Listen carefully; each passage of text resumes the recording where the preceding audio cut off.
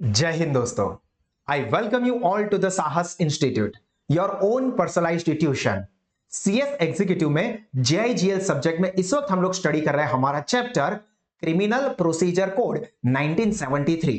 और इस चैप्टर के आज के सेशन में हम लोग डिस्कस करने वाले एक छोटा सा but very important topic, and that is short note on summon. और मैं आपको बहुत ही आम भाषा में कहूं दोस्तों, तो समन का मतलब होता है बुलावा। किसका बुलावा? कोर्ट का बुलावा। तो चलिए, ये समन रिलेटेड जितने भी इंपॉर्टेंट पॉइंट्स हैं, इसको हम लोग इस सेशन में डिटेल में डिस्कस कर लेते हैं। सबसे पहले हम लोग यहां पे समझेंगे दोस्तों मीनिंग ऑफ समन। तो ये समन क्या होता है? तो देखो, summon is a return notice issued by the court, जिसमें कोर्ट क्या करती है? Ordering either to appear or to produce a document before the court. कब? At a stipulated time and place to specific person. या किसको, वो हम आगे स्टडी करेंगे, पर अभी मीनिंग के इंपॉर्टेंट पॉइंट्स को आप फिर से समझो। क्या कहा है? समन is a return notice issued bye a court. सबसे पहले तो ये जो समन होता है दोस्तों, वो रिटर्न में होता है, मतलब ओरल फॉर्म में समन नहीं हो सकता, जो कि सिर्फ कोर्ट इश्यू कर सकती है। और कोर्ट में यहां पे समन देके क्या वो ऑर्डर करेगी? ऑर्डर आइदर टू अपीयर, मतलब उस पर्सन को ऑर्डर करेगी कि भाई आप कोर्ट में इस तारीख को, इस दिन को, इस जगह पे हाजिर हो जाना। या तो फिर प्रोड्यूस अ डॉक्यूमेंट, कोई स्पेसिफिक डॉक्यूमेंट है जो कि कोर्ट को इन्वेस्टिगेट करना है related to some specific case, तो उस डॉक्यूमेंट को कोर्ट के सामने प्रोड्यूस करने के लिए ऑर्डर कर सकती है ऑन अ स्टिपुलेटेड। स्टिपुलेटेड का मतलब होता है पहले से फिक्स किया हुआ टाइम एंड प्लेस। क्लियर? तो फिर से एक बार क्विकली अब हम टू द पॉइंट मीनिंग की बात करते हैं। तो summon is a written notice issued by the court ordering either to appear or to produce a document before the court at a stipulated time and place. Clear? अब हम लोग बात करेंगे दोस्तों एसेंशियल्स ऑफ समन। अब एसेंशियल्स का मतलब होता है फीचर्स या एट्रीब्यूट्स या कैरेक्टरिस्टिक्स ऑफ समन, मतलब समन के अंदर कौन कौन से फैक्टर्स होने चाहिए तभी हम इसको वैलिड समन मान सकते हैं। तो सबसे पहला तो ये जो समन है दोस्तों, वो राइटिंग में ही होना चाहिए। It should be in writing. Then second, it should be in a duplicate, मतलब इसकी और जेरोक्स कॉपी भी अवेलेबल होनी चाहिए। Then third, it should be signed by the presiding officer, जो ऑफिसर है उसकी यहां पे सिग्नेचर होनी चाहिए, रिटर्न में होना चाहिए। इसके साथ साथ डुप्लीकेट कॉपी भी होनी चाहिए और यहां पे जो स्पेसिफिक ऑफिसर है उसकी सिग्नेचर भी होनी चाहिए।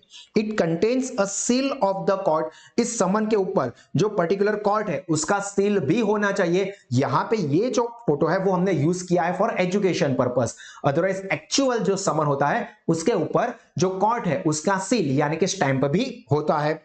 It should B clear and specific, मतलब उसके अंदर जो भी इंफॉर्मेशन लिखी गई है वो टू दी पॉइंट स्पेसिफिक हो, क्लियर हो, जिससे कि कोई भी कंफ्यूजन क्रिएट ना होता हो, वैसा समन होना चाहिए।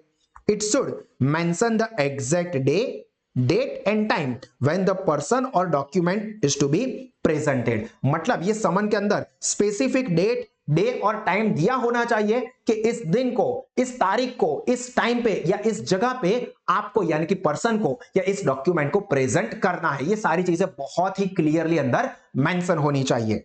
And the person to whom it is addressed, मतलब जिस पर्सन को ये समन भेजा हुआ है, he should be clearly ascertain, मतलब स्पेसिफिक होना चाहिए, फिक्स है कि हमको पता है कि ये जो समन है ये इन्हीं भाई साहब जो कि है specific, for example mister x, उनको देना है। तो ये समन किसको एड्रेस करना है, मतलब किसको भेजना है, ये भी पहले से फिक्स होना चाहिए। क्लियर? अब हम लोग समझेंगे इसका बहुत ही important part, and that is serving of summon, मतलब कि कौन से सिचुएशन में किसको ये समन दिया जाएगा। तो देखो, सबसे पहले a summon is to be serve to a person, मतलब कोई स्पेसिफिक पर्सन है, फॉर एग्जांपल मिस्टर ए, इनको समन देना है तो कौन देगा?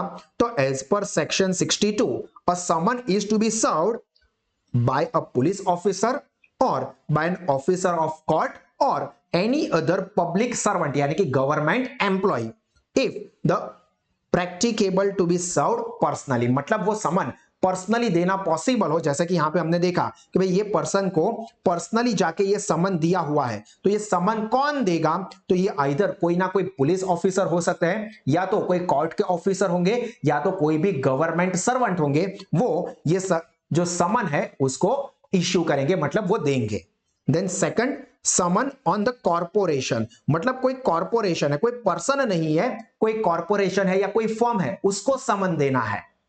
तो अब समझो दोस्तों, ये जो कॉर्पोरेशन होता है वो कोई नेचुरल पर्सन तो है नहीं आपकी या मेरी तरह, तो यहां पे जो कॉर्पोरेशन है वो आर्टिफिशियल पर्सन है। तो उस केस में समन किसको दिया जाएगा?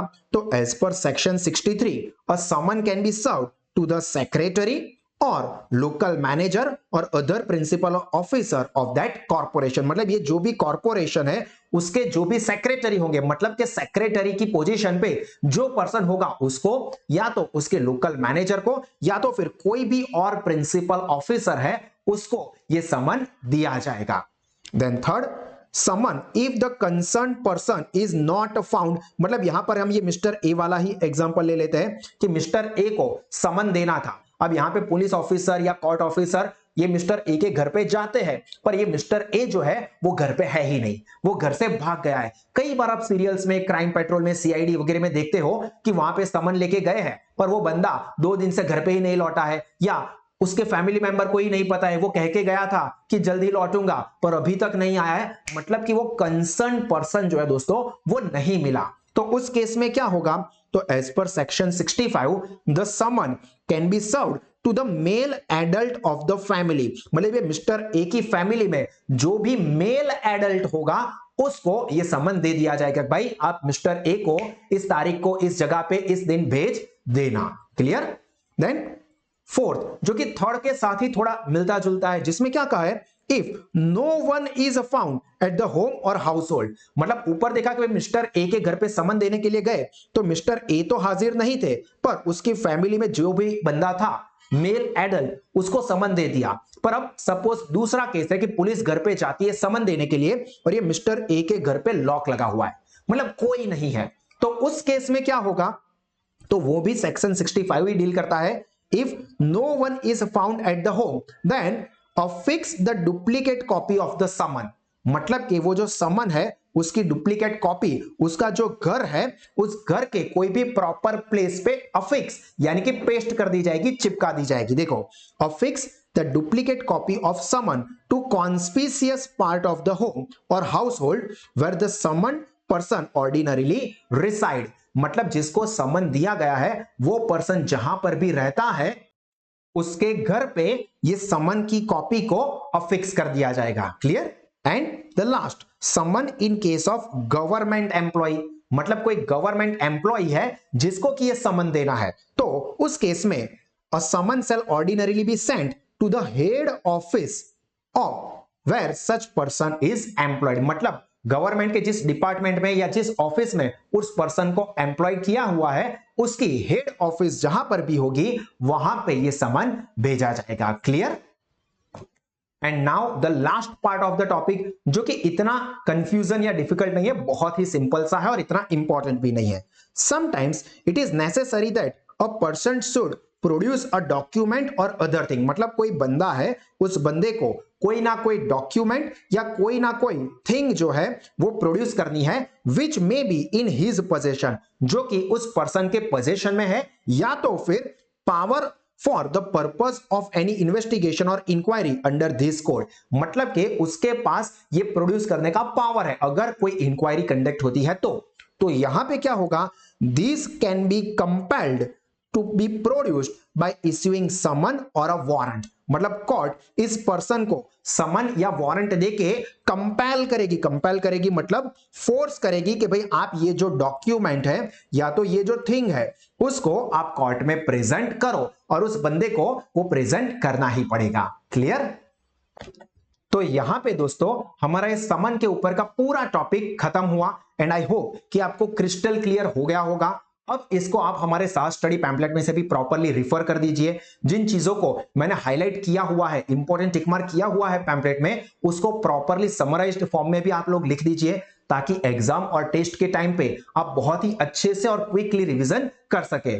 नो डाउट ये समरी नोट्स और एग्जाम के टाइम का क्विक रिवीजन सेशन हम लोग हमारी साइड से भी प्रोवाइड करेंगे ही, बट आप लोगों ने अगर अपने हाथों से लिखा हुआ होगा तो उसको याद रखना आप लोगों के लिए बहुत आसान हो जाएगा। सो that's the end from my side, और इसी तरह के एक्सीलेंट एजुकेशन कॉमर्स स्ट्रीम के कोई भी कोर्स के लिए आप या आपके फ्रेंड्स अवेल करना चाहते हैं तो उनको सजेस्ट करो कि वो गूगल प्ले स्टोर पे जाके साहस स्मार्ट स्टडीज एप्लीकेशन को डाउनलोड करें, जहां पे आपको लोवेस्ट फीस पे excellent and personalised educational features मिलता है, जिससे कि आपका नॉलेज, रिजल्ट और करियर तीनों ही टेरिफिक लेवल पे बढ़ सकते हैं। So that's the end from my side. God bless you all. Bye bye.